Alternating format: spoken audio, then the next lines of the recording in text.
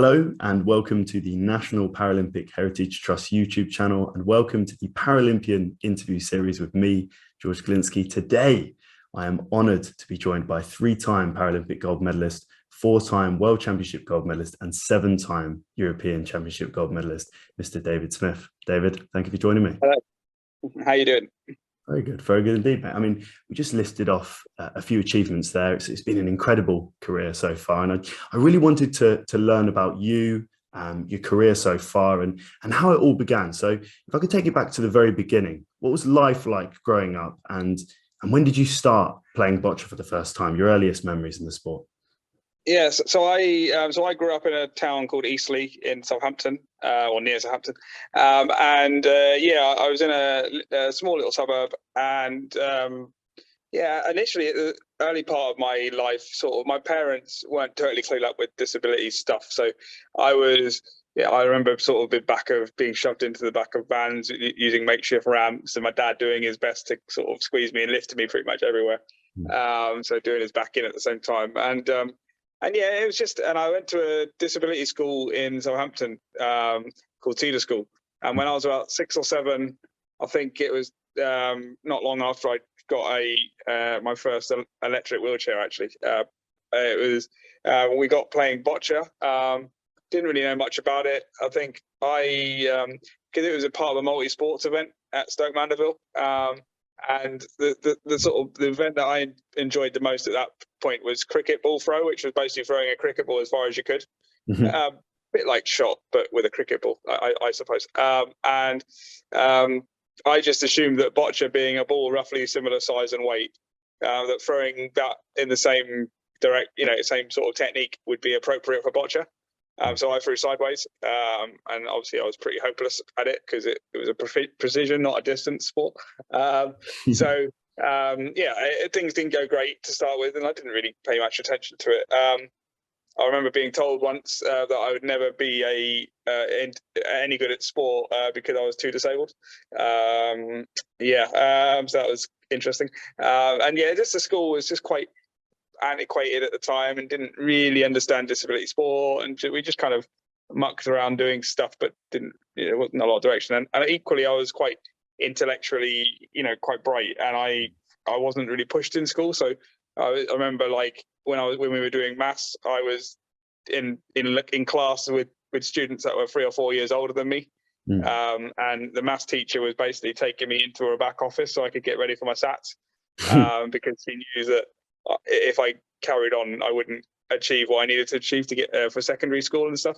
And my parents knew, and they were like, "Yeah, we need to get him out of there." So they obviously saw something in me, and I basically looked around a couple of schools, and then basically Trelaws sort of appeared on our radar. It was up in Alton, and it was about the same time as the Harry Potter books came out, which is kind of ironic. Basically Trelaws, the best way to describe it, was kind of like a cross between St. Trinian's and Hogwarts for disabled kids. We rocked up to this place in the middle of nowhere, North Hampshire, Upper Froyle it was, massive place.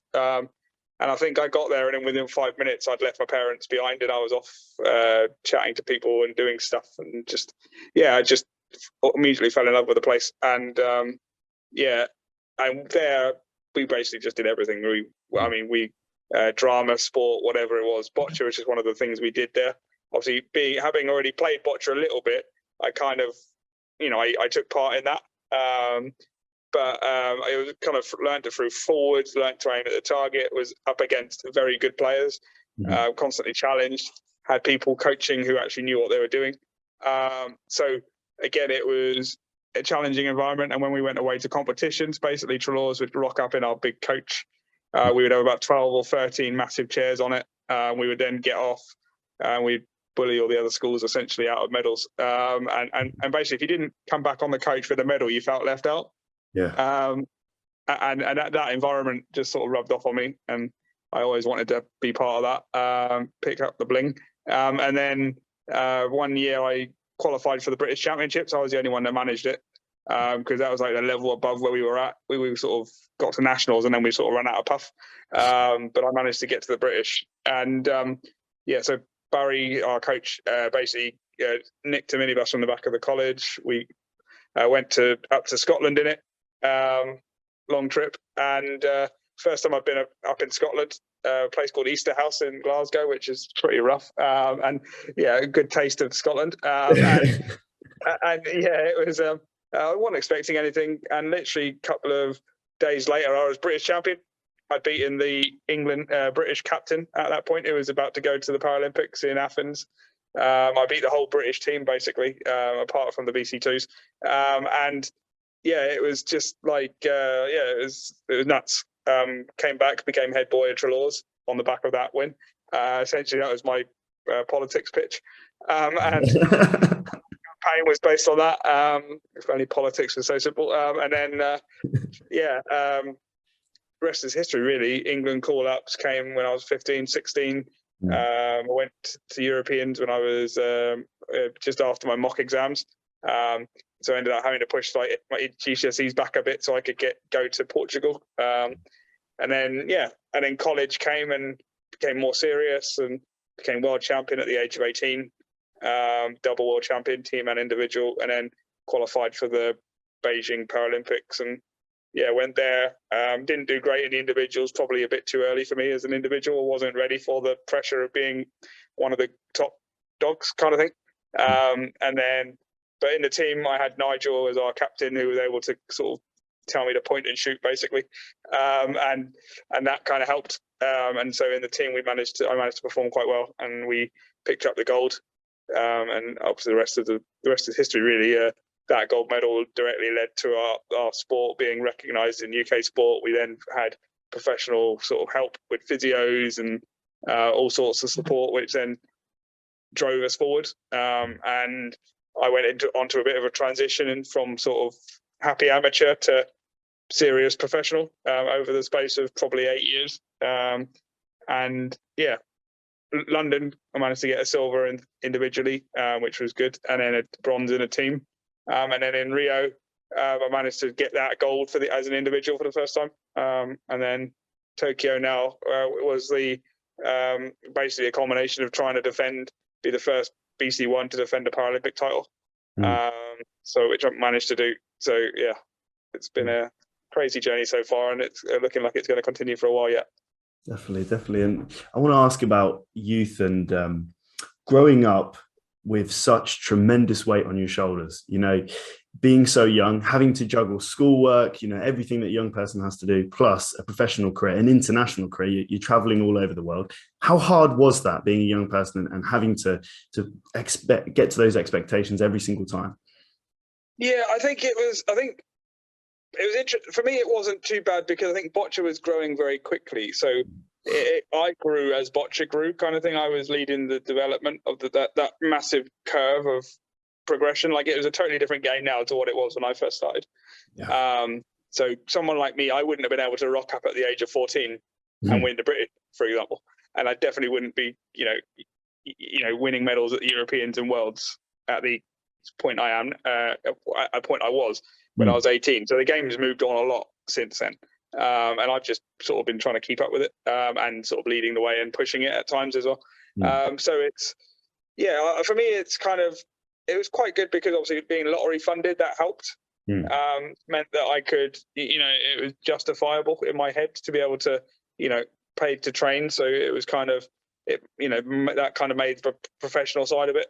I mean, it's an amateur sport, but, in terms of professional mindset of, the expectations of doing that, it kind of forced me to knuckle down and do the work I needed to do to get the results. It was, I guess it kind of made university interesting because I went to Swansea University to study aerospace engineering. Obviously, Freshers Week was great because that was just after I came back from Beijing. So that medal did me proud. But no, but then after that, it became a juggle between sort of university and Boccia. Initially, I sort of put all my eggs into the university basket, first year, second year, kind of tried to go down that route because I thought that would be my professional career, engineering. But then London 2012 sort of came around the corner, and it just became obvious quite quickly that, engineering I could come back to at any point, but home games is something that I'm only going to get one chance at. So it was kind of obvious that I had to sort of switch the priorities around, and Boccia became priority. I completed my degree, but it was deferred quite a lot, and I finished in 2014. Mm-hmm. And then after that, I became full time with Boccia, more full time than I was. And it's just been my full time job ever since, really. And up until Rio, it was probably the only thing I was really doing. And so it became, and probably even up to sort of Liverpool in 2018, and then going into Tokyo as well. It was until lockdown hit, when it was my sole thing.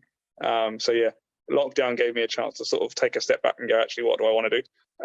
But yeah, it's been a journey, and it's still continuing, so it's good.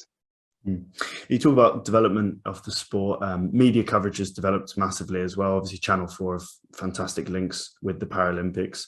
How much has that added to the pressure?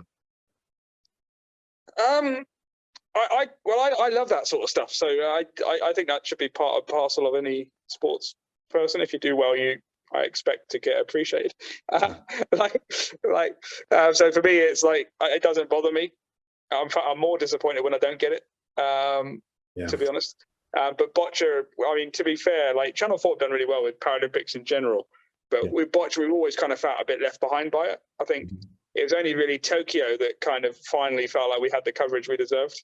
Yeah. I would say, London 2012 sort of came and went, and obviously they talk about a London legacy. But in Boccia, we didn't really feel it. Like, there wasn't any tangible change in our coverage or whatever. And even after Rio, I mean, I remember coming back from Rio, gold medal, came off the plane with Sarah, and there was no media waiting for me in the airport at all. Like, they'd all gone and left because they couldn't be bothered to wait for me to get off the plane. What? So, which was... So Boccia isn't necessarily, if you're going to have a career in Boccia, expect to be disappointed by the media. It's kind of my outlook on it. It's got better, and I've learned to create my own media, shall we say? But yeah. Why do you think that is, out of interest? Why do you think Boccia doesn't get the recognition it deserves? I think because because we're the most severely disabled athletes in the Paralympics. I think sometimes there's simple things like we take longer to get off planes it can be a bit of a block. And obviously the IPC and the Olympic Broadcasting Service didn't provide live stream for Rio or London, so it made it difficult for Channel 4 to be able to actually show matches in full. And I think with Boccia, it's quite a slow burner of a game. The games take 45 minutes. And unless you've seen the full story of the game, like, the highlights are crap because they don't really show how the game went. Like in a football match with the highlights, you can kind of see when a team's on top because all the chances come to the team that seem to be dominating. But with Boccia, because it's ball for ball a lot of the time, and each end has a different story to it, and as the game progresses, you don't always get that full picture. Thankfully, they showed my final in Tokyo, which was actually probably one of the best games I've ever played in terms of having that story and context and a bit of back and forth, and it was a good battle. So, yeah, I'm quite glad that it was that game and not the Rio final, to be fair, because that was a bit of a dead rubber. It was a bit of a procession on my part, unfortunately. But yeah, so... But again, people didn't see it anyway. They didn't see how the game had gone. And thankfully this time, Tokyo, there were live stream. And it wasn't just my game. There was great matches across the whole tournament, always on live stream. So again, I think that kind of helped. And my quarterfinals was live. My semi-final was live. So you could see the story. You could see the journey I was going through. My opponents were really pushing me. And you could, it wasn't like, Smithy's in another final. It was, actually, he's had to work bloody hard to get here, and he's still being pushed. Yeah. I mean, you had more media coverage, but you didn't have fans in the stadium, which would have been a little bit of a weird dynamic. I don't know if you're used to that sort of playing dynamic. What was that like? Oh yeah, we're quite used to that. Boccia doesn't get much crowds either. Rent a crowd would be nice, but no, we don't get much. So yeah, it was fairly normal for us, to be honest. And actually, our guys created quite a lot of noise that we made. We created quite a good atmosphere, so it wasn't too bad. Penny Briscoe, our chef de mission, gave us like the old hitter things, you know, the card that make quite a lot of noise when you bang them against stuff. So we had a few of them. So yeah, I mean, created our own atmosphere, and I think because the venue was so awesome, and because the volunteers and everybody around the games were amazing, it felt special, even though there wasn't a crowd in the hall. And there were still people around, so there was still, you know, there was a few people there. It just wasn't packed. So for us, and because it was quite a nice closed arena, you know, the noise travelled a bit, so it was, you know, it wasn't horrendous. It was nice, actually. It felt good. I felt the presence of my teammates behind me cheering me on as I was in the final and stuff. So yeah, it was I loved it. And yeah, Tokyo was by far my favourite Paralympics without a crowd. It was just a shame that the public of Japan couldn't see their own Paralympic Games and see the sports. And obviously the BC2 Japanese BC2, he won the final of the BC2s, which is a crazy achievement, because I think Thailand haven't been beaten in the BC2s individually. So I can't remember the last time they've actually been beaten at majors. Probably before London. So you know, he pulled up trees to win that final.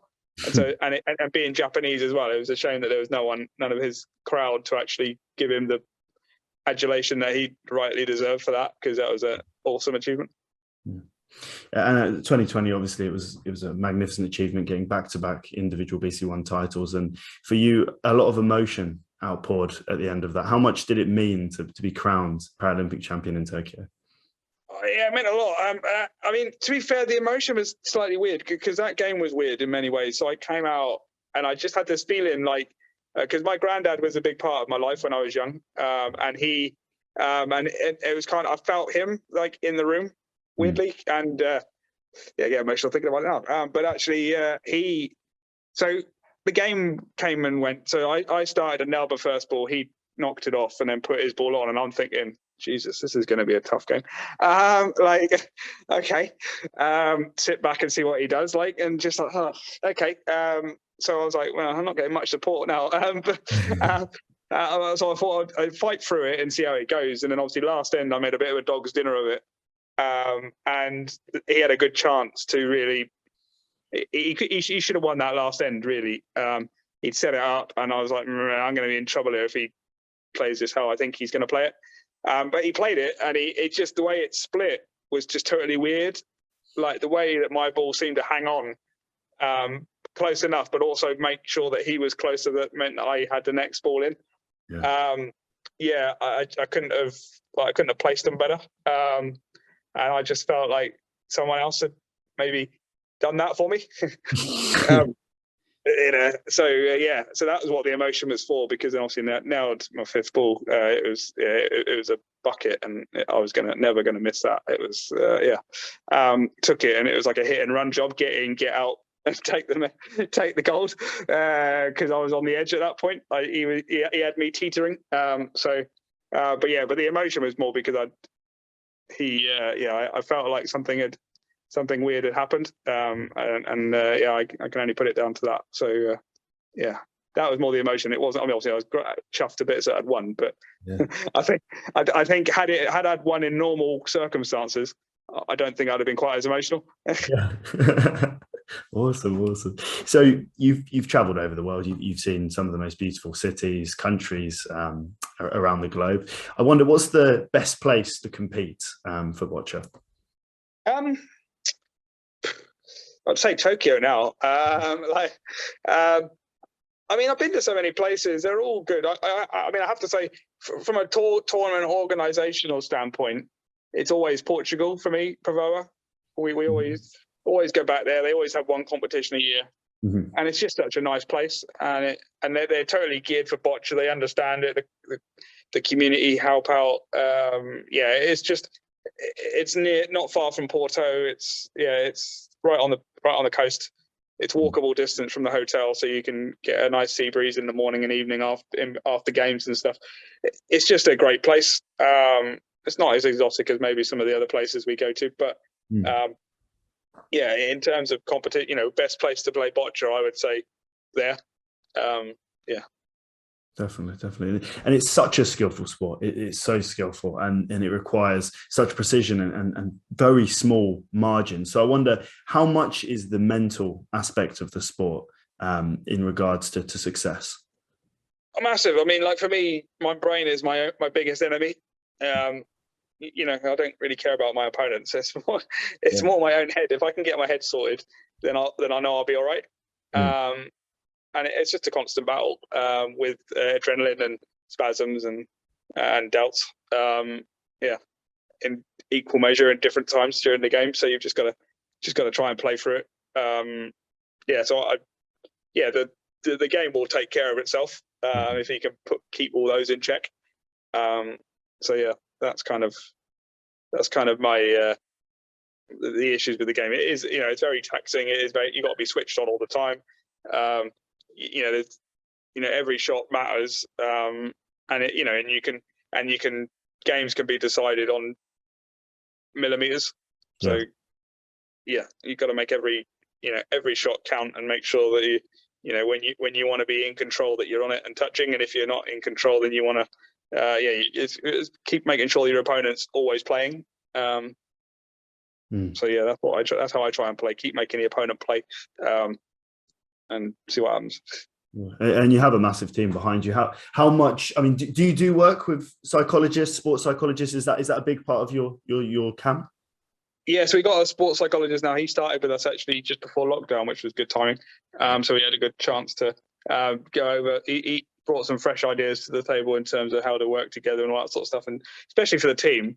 As an individual, I'd already done quite a lot of work with our previous psych around sports psychology and stuff. So as an individual, I was pretty sorted in terms of knowing what I need to do and how to get up and what my coach needs to say to me, and my sports assistant Sarah as well. We've got quite a close relationship, so that's individually I feel like I'm pretty sorted.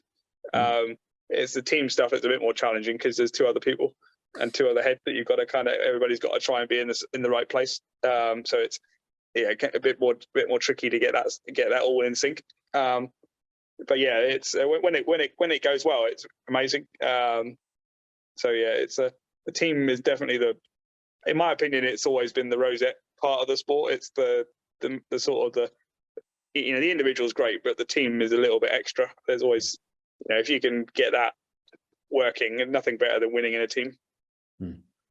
And future goals, you mentioned at the start of the interview that long may it continue. What do you want to achieve before you finally pack it all up? I think I'd like to win another team medal at Paralympics. That's, it's been a long time since it feels like a long time since London. So that would be for me, if I can, with the teammates I've been, Will and Claire, we've been working together for quite a long time now. That would be really special if we could pick up a medal. Either in Paris or later on. I think the British team, we've got a proud history now, particularly from Beijing and stuff. And we just, I want to leave the sport. You always sort of say leave it in a better place than when you started. So for me, it would be team medaling at majors, and potentially top of the podium as well. That's my ambition for the team. And then for myself as an individual, it's just seeing how long I can keep going. Definitely. So finally, just to wrap things up, people you want to thank, obviously lottery funding, a huge part of your career, family, friends, anyone you want to thank for your career so far.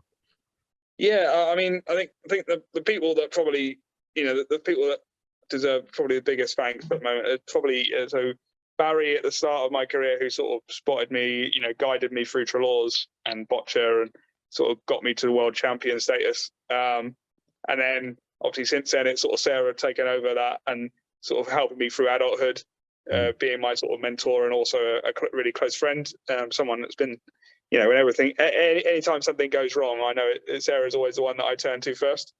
So she's been great and sort of learning, almost like trying to understand each other and how we work on court and stuff like that.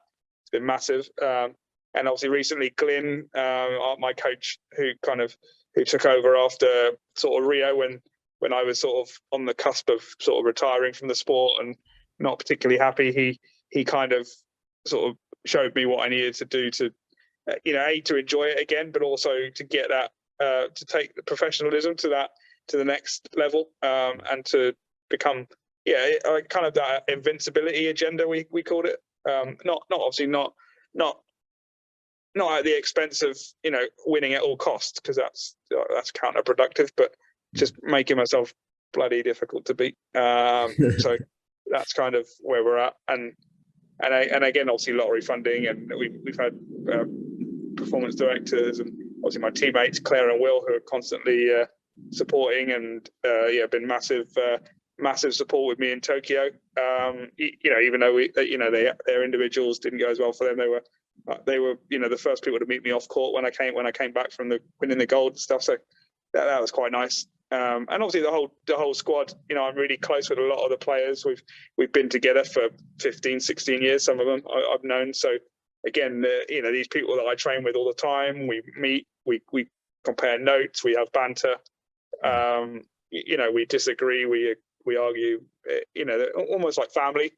And it's all of these people have had an impact on my career, and even retired players, people like Nigel, who inspired me at the very beginning, guided me through my early years, and then sort of bowed out and let me sort of take over the mantle, as it were. So again, that I massive respect for them, because particularly him, it was his guidance sort of gave me the early part of my career, gave me that sort of hand on the shoulder that I needed to, particularly in the team, to be a better team player and as a better individual as well. Well, David, thank you so much for your time, and I'll speak again soon. No worries. Thank you. Thank you, mate.